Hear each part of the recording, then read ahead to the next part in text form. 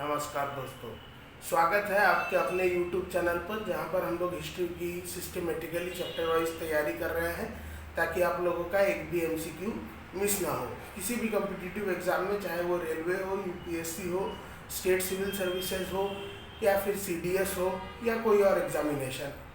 तो हम लोग दिल्ली सल्तनत की बात कर रहे थे। हमने स्लेव डायनेस्टी और खिलजी डायनेस्टी को देखा।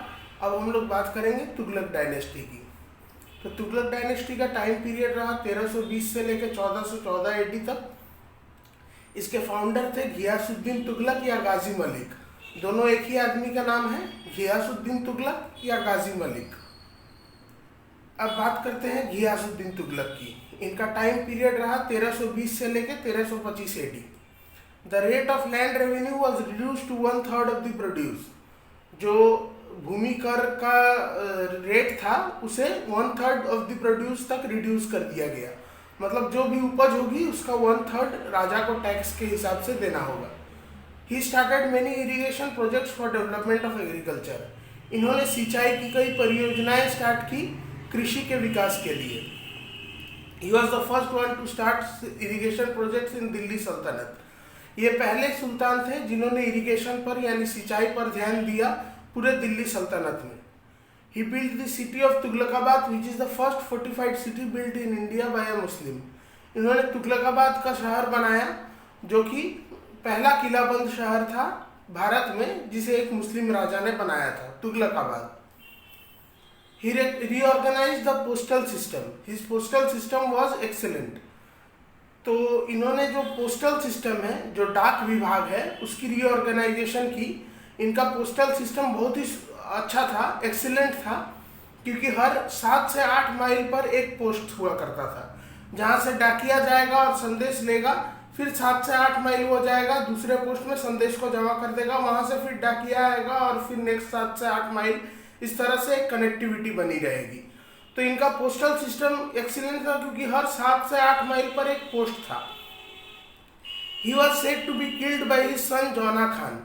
इनके जो बेटे थे जौना खान या मोहम्मद बिन तुगलक, जौना खान का ही नाम मोहम्मद बिन तुगलक था, तो ऐसा कहा जाता है कि इनके बेटे ने षड्यंत्र के तहत इनकी हत्या कर दी थी। हुनुस दिल्ली दूर अस्त is a popular quotation of the Sufi saint Nizamuddin Auliya to Ghiyasuddin Tughlaq. तो निजामुद्दीन औलिया के मानने वाले थे जौना खान, लेकिन इनके पिता यानी गाजी मलिक को या घियासुद्दीन तुगलक को ये पसंद नहीं थे। तो इन्होंने कहा था कि जब मैं दिल्ली आता हूँ तब तुम्हारी खबर लूँगा। तो जो एक कहावत है अभी भी चलती है, अभी दिल्ली दूर है, वही हुनुस दिल्ली दूर अस्त, ये कहावत है। ये निजामुद्दीन औलिया ने घियासुद्दीन तुगलक से कही थी। अब बात करते हैं मोहम्मद बिन तुगलक की। मोहम्मद बिन तुगलक का कार्यकाल रहा 1325 से लेकर 1351 AD तक। मोहम्मद बिन तुगलक को द वाइजेस्ट फूल भी कहा जाता है, सबसे बुद्धिमान मूर्ख, द वाइजेस्ट फूल। तो he was a great scholar of Persian and Arabic and was master in various branches of learning such as astronomy, philosophy, mathematics etcetera. वो एक महान विद्वान थे मोहम्मद बिन तुगलक, और बहुत सारे ब्रांचेस ऑफ लर्निंग जैसे एस्ट्रोनॉमी, फिलोसॉफी, अंक, गणित, इन सब चीज़ों में वो माहिर थे। और फारसी और अरेबिक के बहुत बड़े विद्वान थे। खगोल शास्त्र, फिलोसॉफी, मैथमेटिक्स, इन सब में पारखी थे। He was the second ruler who separated religion from state politics. ये ऐसा करने वाले दूसरे राजा थे दिल्ली सल्तनत में जिन्होंने मजहब को स्टेट पॉलिटिक्स से दूर रखा, राजशाही व्यवस्था से या राजतंत्र से मजहब को दूर रखा। पहला ऐसा करने वाले राजा अलाउद्दीन खिलजी थे, ये हम देख चुके हैं। तो दूसरे राजा थे मोहम्मद बिन तुगलक। इन्होंने कहा कि नहीं, मजहब का जगह अलग है और राजतंत्र का जगह अलग है, स्टेट किस तरह से चलेगी ये मजहब नहीं डिसाइड करेगा। तो he was famous for his different projects. तो इन्होंने कुछ ऐसे प्रोजेक्ट स्टार्ट किए थे जिनके चलते इनका बहुत नाम हुआ, या नाम कहे या बदनामी कहे, जो भी कहे। Transfer of capital from Delhi to Daulatabad. Daulatabad है देवगिरी, महाराष्ट्र में। The distance was 950 kilometres, 950 kilometre का डिस्टेंस था। And everyone was asked to come along. पूरी दिल्ली खाली हो गई थी दोस्तों, सबको फरमान जारी करके कहा गया था कि साथ आना होगा। कहा जाता है कि सिर्फ एक लंगड़ा और एक अंधा दिल्ली में रह गए थे। In order to improve administration and safeguard his capital he transferred his capital. तो ऐसा कहा जाता है कि एडमिनिस्ट्रेशन को अच्छा करने के लिए और अपने राजधानी को बचाने के लिए इन्होंने अपना राजधानी को ट्रांसफर किया था दिल्ली से Daulatabad. According to Ibn Battuta एक ट्रैवलर थे, मोरक्को से एक यात्री थे। Whose book was Rihla. Ibn Battuta का किताब रेहाला था, ये याद रख ले। The people of Delhi were writing abusive letters to him. तो ऐसा इब्ने बतूता कहते हैं अपनी किताब में कि दिल्ली के लोग इन्हें भद्दी भाषा के चिट्ठियां लिखा कर रहे थे। When Daulatabad did not suit him, he issued another order and asked the people of Delhi to return. जब दौलताबाद इन्हें सूट नहीं किया तो इन्होंने दूसरा एक फरमान जारी किया और कहा कि अब वापस चलते हैं। दिल्ली के लोग फिर वापस दिल्ली को आ गए। इस पूरे जर्नी में मतलब जाने और आने में कई लोगों की मौत हो गई थी। दूसरा प्रोजेक्ट था इंट्रोडक्शन ऑफ टोकन करेंसी 1329 से 1330। Token currency means the introduction of bronze और कॉपर टंका। तो दो तरह की करेंसीज होती थी, हमने पहले देखा था, कॉपर टंका और सिल्वर जित्तल। लेकिन नहीं सॉरी दोस्तों, सिल्वर टंका और कॉपर जित्तल दो तरह की करेंसी होती थी। तो टोकन करेंसी का मतलब होता था कॉपर का टंका बनाने का। टंका और जित्तल दो करेंसीज थी, सिल्वर टंका और कॉपर जित्तल। लेकिन इन्होंने कहा कि कॉपर या ब्रोंज का टंका बनाएंगे। The global shortage of silver was the most important reason for this. तो जो सिल्वर की शॉर्टेज हो रखी थी, पूरे दुनिया में चांदी की एक शॉर्टेज दिखाई दी थी उस समय, इस कारण ये एक्सपेरिमेंट इन्होंने किया था। But this experiment failed on account of circulation of fake coins. मतलब इतने ज़्यादा नकली कॉइन्स बन गए कि ये एक्सपेरिमेंट फेल हो गया। According to Barani, every Hindu house became a mint house. Barani उस समय के एक महान इतिहासकार थे, तो इन्होंने कहा कि हर हिंदू घर एक छपाई खाना, एक टकसाल बन चुका था। इतने फेक कॉइन्स, इतने जाली करेंसीज सर्कुलेट हुए, इतने बने जाली करेंसीज। तीसरा प्रोजेक्ट था increased land revenue in Doab. Doab ऐसे कहा जाता है दो नदियों के बीच के जगह को, लेकिन यहाँ पे हम जिस दोआब की बात कर रहे हैं वो है land between Yamuna and Ganga in eastern UP. The actual rate of increment of revenue is not definitely known, but it was ill timed as there was a drought. तो कितना रेट बढ़ाया गया था ये तो हमें पता नहीं चलता है इतिहास से, लेकिन ये जरूर है कि ये इल टाइम्ड था। मतलब कि उस समय एक सूखा पड़ चुका था वहाँ पे, अकाल। जैसे ही ये बढ़ाया गया कुछ ही दिनों में एक अकाल पड़ गया वहाँ पे, इस कारण ये बंद करना पड़ा project. He created a department of agriculture called Diwani Kohi. ये नाम याद रख ले, दीवानी कोही। ये है कृषि संबंधित एक विभाग जो मोहम्मद बिन तुगलक ने बनाया। And stopped this project. इस प्रोजेक्ट को, यानी जो लैंड रेवेन्यू बढ़ाया गया था दोआब रीजन में, अब सूखा पड़ गया तो किसान तो मतलब वो लैंड रेवेन्यू दे नहीं पाएंगे, इसीलिए इसे स्टॉप कर देना पड़ा और दीवाने को ही नाम का कृषि विभाग इन्होंने बना दिया।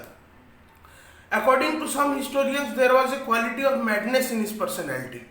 कुछ इतिहासकार ऐसा मानते हैं कि मोहम्मद बिन तुगलक में कुछ पागलपन के लक्षण थे। हालांकि ये सब डिबेटेबल बातें हैं, लेकिन बहुत कोई इन्हें इतिहास का पागल राजा भी कहते हैं। और ऐसा कहा जाता है कि इन्होंने चाइना में भी एक आर्मी भेजी थी, लेकिन वो वहाँ पहुँच नहीं पाई। उसमें रास्ते में ही कई लोगों ने दम तोड़ दिया। और ऐसा कहा जाता है कि he was the Aristotle of his time period due to his immense knowledge. इन्हें अपने समय का अरस्तु कहा जाता है। अरस्तु ग्रीस के महान विद्वान थे, तो इन्हें अरस्तु से तुलना किया जाता है मोहम्मद बिन तुगलक का। इतना इनके पास जानकारी थी, इतनी नॉलेज थी इनके पास। The famous Jain monk Jinaprabha Suri visited his court. उस समय के एक फेमस जैन मुनि जिनप्रभा सूरी इनके दरबार में आए थे मोहम्मद बिन तुगलक के। He founded the new city of Delhi called Jahanpanah. Jahanpanah का मतलब होता है सिटी ऑफ रेफ्यूजीज, जहाँ कोई भी आके शरण ले सके। जहांपना पूरे दुनिया को पनाह देने वाला। तो जहांपना नाम का एक दिल्ली में नया नगर इन्होंने निर्माण करवाया मोहम्मद बिन तुगलक ने। He was prepared to give high offices to people on the basis of merit whether they belong to noble families or not. तो ये ऊंचे पदों पे आसीन करना चाहते थे लोगों को उनके मेरिट के वजह से, ना कि ये देखकर कि वो रॉयल फैमिलीज से, नोबल फैमिलीज से आते हैं या नहीं। ऊंचे घरों से, ऊंचे पदों का कोई मतलब कनेक्शन नहीं हो, ये इन्होंने इंश्योर किया था। ये he was the first sultan to do so. ऐसा करने वाले ये पहले सुल्तान थे कि मेरिट के बेसिस पे ऊंचे पदों पर आसीन करने वाले लोगों को। ये नहीं देखते थे वो कि वो नोबल फैमिलीज से या जो बड़े बड़े फैमिलीज हैं, नामी गिरामी घराने हैं, उनसे आ रहे हैं या नहीं। सिर्फ मेरिट के बेसिस पे नौकरी देने का काम इन्होंने किया था। जियाउद्दीन बर्नी रोड द बुक तारीख फिरोज शाही। तारीख फिरोज शाही हालांकि किताब फिरोज शाह तुगलक के बारे में है। तो जियाउद्दीन बर्नी, जैसा कि हमने देखा कि उस समय के महान इतिहासकार थे, he was a contemporary historian of Mohammad bin Tughlaq and Firoz Tughlaq. तो मोहम्मद बिन तुगलक और फिरोज तुगलक दोनों के समसामयिक थे ये। The greatest Persian poet Amir Khusro witness 7 kings from Balban to Ghiyasuddin Tughlaq. तो जो इनके बारे में हम लोग पहले भी बात कर चुके हैं। अमीर खुसरो जो थे, जो फारसी के महान कवि थे, जिन्हें तूते हिंद या पैरट ऑफ इंडिया भी कहा जाता था, तो इन्होंने 7 राजाओं का कार्यकाल देखा, बलबन से लेकर घियासुद्दीन तुगलक तक। He was a follower of Nizamuddin Auliya. तो जो महान सूफी संत थे निजामुद्दीन औलिया, उनके फॉलोअर थे ये आमिर खुसरो। अब बात करते हैं हम फिरोज तुगलक की। फिरोज तुगलक का कार्यकाल रहा 1351 से लेकर 1388 तक। His mother was a Rajput. इनकी माँ एक राजपूत महिला थी। He tried to win over the ulemas by proclaiming that he is a true Muslim ruler. ऐसा इन्होंने कहा अपने बारे में। उलेमा का मतलब होता है धर्मगुरु जो होते हैं मुसलमानों के। तो उलेमाओं को ये कहा कि मैं एक सच्चा मुसलमान राजा हूँ। He proclaimed that the state under him was a truly Islamic kingdom. इन्होंने ऐसा भी कहा कि मेरे अंडर जो राज्य है ये एक सच्चा इस्लामिक राज्य है। He was the first sultan who took steps to have Hindu religious works translated from Sanskrit into Persian. ये पहले सुल्तान थे जिन्होंने हिंदू धार्मिक ग्रंथों को संस्कृत से फारसी में अनुवाद कराया। जो हिंदू धार्मिक ग्रंथ थे उन्हें इन्होंने संस्कृत से फारसी में अनुवाद करवाया, ताकि और फारसी लोग भी इसे पढ़ सके, या उस समय के लोग जो लोग फारसी बोला या लिखा करते थे वो लोग इसे पढ़ सके। He made civil and military posts hereditary. हमने देखा था कि अलाउद्दीन खिलजी ने स्टैंडिंग आर्मी रखी थी, हेरिडिटरी आर्मी नहीं रखी थी। लेकिन इन्होंने जो सिविल और मिलिट्री के जो पोस्ट्स थे उसे हेरिडिटरी बना दिया, वंशगत परंपरा से चलने वाला बना दिया कि एक नोबल का बेटा नोबल बनेगा, एक मिलिट्री के बड़े सैनिक का बेटा सैनिक बनेगा। इस तरह से इसने इसे वंशगत बना दिया था। He was fond of collecting large number of slaves. According to Afif, he had collected 1,80,000 slaves. तो इन्हें गुलाम कलेक्ट करने का बहुत शौक था। गुलामों को अपने पास रखने का और अपनी सेवा करवाने का इन्हें बहुत शौक था। अफीफ जो उस समय के एक हिस्टोरियन थे, वो कहते हैं कि इनके पास 1,80,000 गुलाम थे। He made a department of slaves known as दीवानी बंदगान। इन्होंने एक डिपार्टमेंट भी बना रखा था गुलामों का, जिसे दीवानी बंदगान कहते थे। He founded a number of new cities and towns.